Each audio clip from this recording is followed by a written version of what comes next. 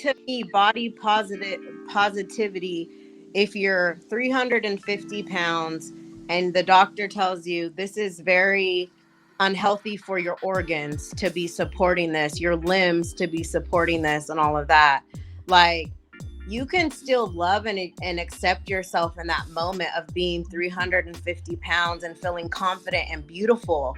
That doesn't change. But the fact of the matter is, at 350 pounds, it's not good for your heart. It puts stress on your heart. It puts stress on your organs. You have inflammation of the body. You're going to have circulatory issues. So it's like, at the end of the day, body positivity is a separate issue when we're talking about the health and the functions of your systems inside.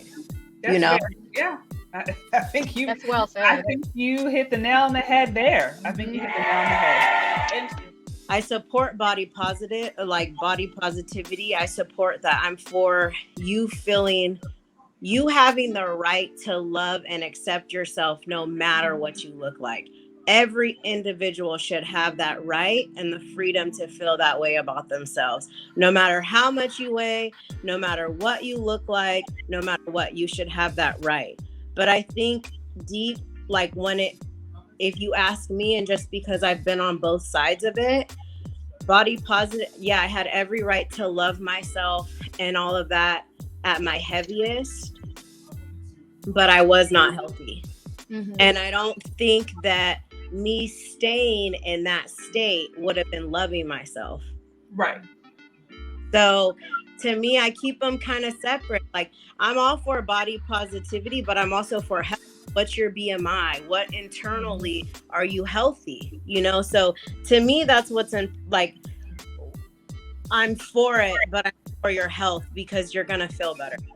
And to your point, at the end of the day, to really love yourself, yes, is actually love yourself. And sometimes love means I'm going to do the things that I don't feel like doing, but right, it's what I need to do because the benefits outweigh, the discomfort. So, yeah. And I'm right. I'm worth the work, right? You being worth the work, going to the gym and exercising and maybe taking more time to food prep, something that's fresh and healthy versus running through, the McDonald's drive-through or something. Like, you're worth the work. And that's positive. That's loving yourself.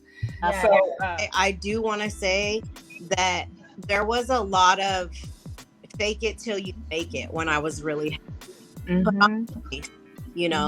because I internally did not feel good. So I think that even is a fine line too. Even if I had confidence back then that I do now, I think internally you don't feel as well as you would health-wise if you focused on your health, if that makes sense. So you're saying if somebody is using body positive to overlook the fact that they're not taking the healthy precautions in their own life to be healthy, then it doesn't really mean anything. It's not. Yeah, like honestly, like when I was in high school, I was aware I was overweight. Like, and I was a size 18. That's not considered super obese. I was morbidly obese, but to the point, I was aware that I was bigger than average and I had a weight problem, but I didn't want to affirm and do something about it, to acknowledge and do something about it. So, So you're saying, so at that point, you could have used the body positive to be like, yes, oh, it's okay. That could have been used as and I think in high school, that would have been my excuse. Like, I would have used it myself personally, my issue. Like, I would have used it as a personal get out of jail free card. Like, I don't want to confront that I'm actually obese and da-da-da-da-da. But when I had all the health issues, and I was like, well, you didn't face it the first time. You have sleep apnea, severe sleep apnea, pre-diabetic. You're not facing that stuff. People at Kaiser are telling you need to do something drastic. You're going to have a fatty liver. You're da-da-da-da-da. Didn't do anything about it. I was conscious, but not taking action steps. Still in denial, But when you face, hey, I have a problem. I need help. And I'm not going to use this as a mask, a cover, a blanket. I'm going to deal with the root issues and get this problem fixed. Like, I can't say for everybody, but like, yeah, it can be used. But like Jessica said, we're for health. We're for like, we stand for health, healthy body, mind, and soul. And that's really what comes down to health. We're not going to judge people. We'll support them and love them. But at the same time, you need to know, like, hey, if it's your health, put your health first. Health comes first. Okay, I'm going to give you 4 bullets. So number 1, if you want to change and you're serious about your health, because I'm a teacher. Okay, number 1, girl, get hungry for your goal or your vision. Get hungry, like hungrier than you are, like whatever, fill in the blank. I am hungrier for my vision, my goal of weight loss than my McDonald's cheeseburger, whatever your thing is.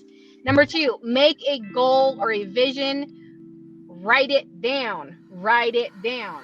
Number 3, believe our thoughts and take the required action. That could be food prepping, getting your butt up at 3 and going to gym. Been there, done that. Number 4, feel your vision. Feel it. Listen to podcasts. Get around people that have lost weight. Me and Jessica would talk to people in the gym. How did you tell? Because people who've lost weight, they have skin. So we would talk to people. We would surround ourselves with people that would encourage us. There used to be these 2 older guys at the gym. We'd work out like 4 or 5 in the morning, and they were brothers, and we'd ask them questions, and they would encourage us. Come on, Jess, being as big as we were, they would be like, go on, girls. And number 5 really is manage life stressors. Exercise, eat right most of the time. Find something like a journal, pray, meditate, do what you need to do, self-reflection, deal with the root traumas of why. Those are kind of my bullets. Okay, I'm done. Thank you, Teacher Angela. Those are some very practical ways, because at a certain point, we can talk about it, but then you have to start to actually implement. Right. So I appreciate the practical steps on how to get started. Jessica, do you have any final thoughts that you would like to leave with the audience before we sign off? Probably leave you with a couple like quotes or little points that have kind of have helped me through. One of the biggest ones that I replay often is vision gives pain a purpose. So if you have a vision, that pain that you feel going after that vision is worth it. But you got to have that vision. Another one is, I love this guy. His name is Les Brown. He's a motivational speaker. He's so wonderful. The things that he says that really sticks with me is want shows up in conversation, expectation shows up in behavior. So you can talk about it all you want, but really at the end of the day, what do you expect? And based on your expectation of your life, it's going to show up in your behavior. I don't want to put on 150 pounds. So I'm going to make sure my behavior support putting on 150 pounds. So you are not for your emotions. You have power. You can take that control back to where you're not led by those emotions that at the end of the day, it is very self-sabotaging and it does make you feel bad about yourself. And it's not the truth.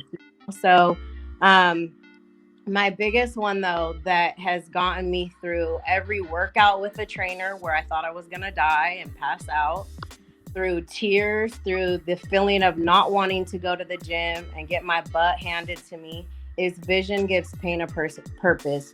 You have to have a vision, whether it's a vision for a week out or years out. Like I have a vision of my life for longevity and health. So it gives me purpose, like when there's purpose behind that pain. So yeah.